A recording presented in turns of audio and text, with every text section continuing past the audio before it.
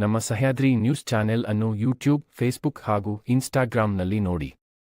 Subscribe, like ಮತ್ತು share ಮಾಡಿ ಪ್ರೋತ್ಸಾಹಿಸಿ. ಚಂದ್ರಗುತ್ತಿ ರೇಣುಕಮ್ಮನ ಒಂದು ಆಶೀರ್ವಾದನ ಪಡೆದುಕೊಂಡು ಈ ಒಂದು ಜಾಗದಿಂದ ನನ್ನ ಪ್ರಚಾರವನ್ನು ಶುರು ಮಾಡ್ತಾ ಇದ್ದೀನಿ. ಈ ಸಂದರ್ಭದಲ್ಲಿ ಇಷ್ಟು ಮಾತ್ರ ನಾನು ಹೇಳ್ತೀನಿ, ಆ ತಾಯಿಯ ಒಂದು ಆಶೀರ್ವಾದದಿಂದ ಕ್ಷೇತ್ರದ ಮತದಾರ ಬಂಧುಗಳು, ಸೊರಬ ಕ್ಷೇತ್ರದ ಮತದಾರ ಬಂಧುಗಳು ಹಾರೈಸಿದ್ದಾರೆ. ಮುಂದೂ ಕೂಡ ಆ ತಾಯಿಯ ಆಶೀರ್ವಾದದಿಂದ ಈ ಸಮಾಜದ ಒಂದು ಸೇವೆ ಮಾಡುವಂತ ಒಂದು ಶಕ್ತಿ ಆ ತಾಯಿ ದಯಪಾಲಿಸ್ತಾಳೆ. ಪ್ರತಿ ಬಾರಿನೂ ಕೂಡ ಅವರ ಆಶೀರ್ವಾದ ಸಿಗ್ತಾ ಇತ್ತು. ಅದೊಂದು ನೋವು ನಂಗಿದೆ, ಈ ಬಾರಿ ನಂಗೆ ಅವರ ಆಶೀರ್ವಾದ ಸಿಗ್ತಾ ಇಲ್ಲಲ್ಲ ಅಂತ ಹೇಳಿ. ಆದ್ರೆ ಆ ನೋವಿನ ಜೊತೆಗೆ ಇನ್ನೊಂದು ನೋವು ಅಂತ ಏನಂದ್ರೆ, ಅವ್ರು ಹೇಳ್ತಿರುವಂತ ವಿಚಾರಗಳು ಸಂಪೂರ್ಣವಾದಂತ ಒಂದು ಮತದಾರರನ್ನ ತಪ್ಪದಾರಿ ಎಳೆಯಕ್ಕೆ, ಸತ್ಯಕ್ಕೆ ದೂರವಾದಂತಹ ಸಂಗತಿಗಳನ್ನ ವಿಚಾರವನ್ನ ಮುಂದಿಡ್ತಾ ಇದ್ದಾರೆ. ಉದಾಹರಣೆಗೆ ನಿನ್ನೆ ಅವ್ರ ಪಾಪ ನಮ್ಮ ತಂದೆ ವಯಸ್ಸಿನ ಹಿರಿಯರವರು ರಾಘವೇಂದ್ರ ಅವರು ಗುರುಗಳಿಗೆ ಧಮಕಿ ಹಾಕಿ ಕಣ್ಣೀರಿಡಿಸ್ತಾ ಇದ್ದಾರೆ, ಮಠಾಧೀಶಗಳಿಗೆ ಫೋನ್ ಮಾಡಿ ಧಮಕಿ ಇಡಿಸ್ತಾರೆ. ನಾನು ಆತರ ಒಬ್ಬ ಗುರುಗಳಿಗೆ ಏನಾದ್ರು ನನ್ನ ಹತ್ರ ಹಗುರನ್ನ ಮಾತಾಡಿದ್ರೆ ಆ ತಾಯಿ ರೇಣುಕಮ್ಮನ ನೋಡ್ಕೊಂತಾಳೆ. ಹಾಗಾದ್ರೆ ನಾನು ಆತರ ಮಾತಾಡಿದೀನಿ ಅಂತ ನಿಜ ಇದ್ರೆ ನಾನು ಬಂದು ಗಂಟೆ ಹೊಡಿತೆ, ಅವರು ಬಂದು ಗಂಟೆ ಹೊಡಿತೆ. ಹಾಗಾಗಿ ಅತ್ಯಂತ ನೋವಾಗಿದೆ ನನಗೆ ಆ ಮಾತನ್ನ ಕೇಳಿ. ಯಾಕೆಂದ್ರೆ ನಮ್ಮ ತಂದೆಯಿಂದ ನಾವು ಕಲ್ತಂತದ ವಿಚಾರ, ಧರ್ಮಕ್ಕೆ ಧರ್ಮ ಕಾರ್ಯ ಮಾಡುವಂತ ಮಠ ಮಂದಿರಗಳಿಗೆ ದೇವ ಸಂಸ್ಕಾರವನ್ನು ಕೊಟ್ಟಿದ್ದು ನಮ್ಮ ಸಂಘಟನೆ. ಹಾಗೆ ಈ ಸಂದರ್ಭದಲ್ಲಿ ಅಂತ ಮಠಾಧೀಶರಿಗೆ ಧಮಕಿ ಹಾಕುವಂತ ಒಂದು ಮಾತನ್ನ ನನ್ನ ಕುಟುಂಬ ಮೇಲೆ, ನನ್ನ ಬಗ್ಗೆ, ನನ್ನ ಕಾರ್ಯಕರ್ತರ ಮೇಲೆ ವಹಿಸುವಂತ ಪ್ರಯತ್ನ ಮಾಡಿದ್ದೇನೆ. ಅತ್ಯಂತ ನೋವಿಂದ ಇವತ್ತು ಈ ಮಾತನ್ನ ನಾನು ಹೇಳ್ತಾ ಇದ್ದೀನಿ. ಇದು ಒಂದು. ಎರಡನೇದು, ಯಡಿಯೂರಪ್ಪನವ್ರ ಕುಟುಂಬ ಸ್ವಾರ್ಥಿಗಳು ಅಂತ ಹೇಳುವಂತ ಪದವನ್ನು ಹೇಳಿದ್ದಾರೆ.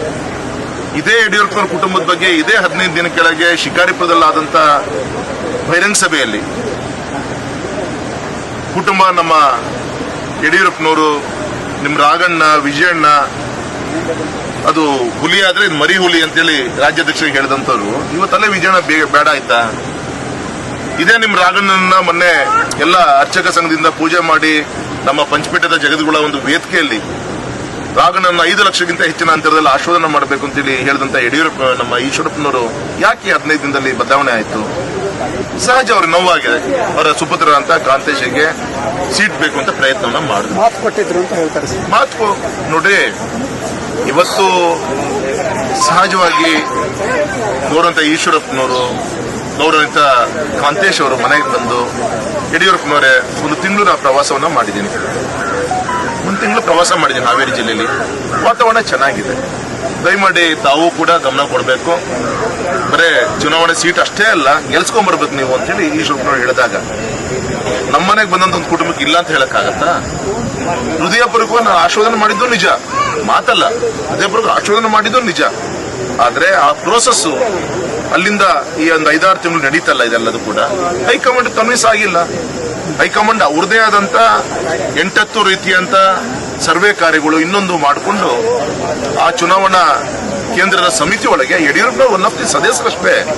ಅಲ್ಲಿ ಪ್ರಹ್ಲಾದ್ ಜೋಶಿ ಅವರು ಇರ್ತಾರೆ, ರಾಜ್ಯದ ನಾಯಕರುಗಳು ಇರ್ತಾರೆ, ರಾಜ್ಯದ ಸಂಘಟನಾ ಕಾರ್ಯದರ್ಶಿಗಳು ಇರ್ತಾರೆ, ರಾಷ್ಟ್ರದ ಸಂಘಟನಾ ಕಾರ್ಯದರ್ಶಿಗಳು ಇರ್ತಾರೆ, ಗೌರವಂತ ಖುದ್ದಾಗಿ ಪ್ರಧಾನಮಂತ್ರಿಗಳು ಇರ್ತಾರೆ. ಯಡಿಯೂರಪ್ಪನವ್ರ ಕುಟುಂಬಕ್ಕೆ ಸೀಮಿತವಾಗಿ ಯಾಕೆ ಸನ್ಮಾನಿಸಿದ ಈಶ್ವರಪ್ಪನವ್ರು ಮಾತಾಡ್ತಾ ಇದ್ದಾರೆ? ಹಾಗಾಗಿ ನನಗೆಲ್ಲೋ ಅನಿಸ್ತಾ ಇರೋದು, ಇವತ್ತು ಅವರ ಆಕ್ರೋಶ ಯಡಿಯೂರಪ್ಪನ ಕುಟುಂಬದ ಬಗ್ಗೆ ಅಲ್ಲ. ಯಡಿಯೂರಪ್ಪನ ಕುಟುಂಬ ಕೇವಲ ನಿಮಿತ್ತ ಮಾತ್ರ. ನಿಜವಾದ ಅವರು ಸಿಟ್ಟಿರೋದು ಹೈಕಮಾಂಡ್ ಮೇಲೆ. ಹೈಕಮಾಂಡ್ ಬಗ್ಗೆ ಹೇಳಕ್ ಆಗ್ತಾ ಇಲ್ಲ. ಅವ್ರು ಹೇಳಿದಾರೆ ಮೊನ್ನೆ, ವಿಡಿಯೋ ಕ್ಲಿಪ್ ಕಳಿಸ್ಕೊಡ್ತೀನಿ, ಹೈಕಮಾಂಡ್ಗೂ ಬುದ್ಧಿ ಕಲಿಸ್ಬೇಕು, ನಾನು ಯಡಿಯೂರಪ್ಪನ ಕುಟುಂಬಕ್ಕೂ ಬುದ್ಧಿ ಕಲಿಸ್ಬೇಕು. ನಾವು ಈ ಮೊನ್ನೆವರೆಗೂ ಕೂಡ ಒಬ್ಬ ಕಾರ್ಯಕರ್ತರಾಗಿ ಅವರಿಗೆ ಸ್ಥಾನಮಾನಗಳು, ಇವತ್ತು ಗೌರವಿತ ಮಂತ್ರಿಗಳಾಗಿ, ಉಪಮುಖ್ಯಮಂತ್ರಿಗಳಾಗಿ ಸೇವೆ ಮಾಡಿದಂತ ಕಾರ್ಯಕರ್ತ ಈ ತರ ಮಾತಾಡಿದ್ರೆ, ಸಾಮಾನ್ಯ ಕಾರ್ಯಕರ್ತರು ಏನು ಇಲ್ಲದಂತ ಪಾಪ ದೇಶಕ್ಕೋಸ್ಕರ ದುಡಿಯಂತ ಕಾರ್ಯಕರ್ತ ಪರಿಸ್ಥಿತಿ ಏನಾಗ್ಬೋದು? ಹಾಗಾಗಿ ಪಕ್ಷ ಉಳಿಸಬೇಕು, ಹಿಂದುತ್ವ ಉಳಿಸಬೇಕು. ಯಾಕೆ ಯಡಿಯೂರಪ್ಪನವರು ಈದ್ಗಾ ಮೈದಾನದಲ್ಲಿ ಧ್ವಜಾರೋಹಣನ ಆಚರಣೆ ಮಾಡೋದು, ಹೋರಾಟ ಮಾಡಿದ್ರೆ ನಿಮ್ಮ ಯಡಿಯೂರಪ್ಪನವ್ರು ತಾನೆ, ಅವರು ಕೂಡ ಕಾರ್ಯಕರ್ತರು ಹೋಗಿದ್ದು ತಾನೆ. ಕಾಶ್ಮೀರಲ್ಲಿ ಲಾಲ್ ಚೌಕಲ್ಲಿ ಧ್ವಜಾರೋಹಣ ಮುರಳಿ ಮನೋಜ್ ಜೋಶಿ ಅವರು ಕರೆ ಕೊಟ್ಟಾಗ ಕರ್ನಾಟಕದಿಂದ ವಿಮಾನದಲ್ಲಿ ಯಡಿಯೂರಪ್ಪನವರು ಕೂಡ ಕರ್ಕೊಂಡು ಹೋದಾಗ ಗ್ರೆನೇಡ್ ದಾಳಿ ನಡೀತಲ್ಲ, ಅವಾಗ ಕೂಡ ಅದು ಯಡಿಯೂರಪ್ಪನವ್ರು ತಾನೆ. ಕರ್ತವ್ಯಕ್ಕೆ 2 ಸತಿ ಹೋಗಿ ಕರ್ತವ್ಯಕರು ಪೊಲೀಸ್ ಕಸ್ಟಡಿಗೆ ಹೋದ್ರೆ ಊಟ ಚೆನ್ನಾಗಿ ಸಿಗ್ಬೋದು. ಅದು ನಮ್ಮ ಹೋರಾಟಕ್ಕೆ ಪ್ರತಿಫಲ ಸಿಗಲ್ಲ ಅಂತೇಳಿ ಎಲ್ಲ ಕರಸೇವಕರನ್ನು ಕಾಡಲ್ಲಿ ಕರ್ಕೊಂಡು ಹೋಗಿ ಅಡ್ಡದಾರಿ ಮುಖಾಂತರ ನುಗ್ಗಿದ್ದು ಯಡಿಯೂರಪ್ಪನವ್ರು ತಾನೆ. ಹಾಗಾಗಿ ಹಿಂದುತ್ವವನ್ನ ಅಡ್ವರ್ಟೈಸ್ಮೆಂಟ್ ಉಪಯೋಗಿಸ್ಕೊಂಡಿಲ್ಲ ಯಡಿಯೂರಪ್ಪನವರು. ಹಿಂದುತ್ವ ನಮ್ಮ ರಕ್ತದಲ್ಲಿ, ನಮ್ಮ ಜೀವನದ ಒಂದು ಹೆಜ್ಜೆ ಹೆಜ್ಜೆಯಲ್ಲೂ ಕೂಡ. ಉದಾಹರಣೆಗೆ ನಮ್ಮ ಭಾಗ್ಯಲಕ್ಷ್ಮಿ ತಾಯಿಂದರು ಒಂದು ಹೆಣ್ಣು ಮಗನ ಭ್ರೂಣ ಹತ್ಯೆ ತಡಿಬೇಕು ಅಂತ ಹೇಳಿ ಯಡಿಯೂರಪ್ಪನವರು ತೆಗೆದುಕೊಂಡಂತ ಭಾಗ್ಯಲಕ್ಷ್ಮಿ ಸ್ಕೀಮು ಅದು ಹಿಂದುತ್ವ ತಾನೆ.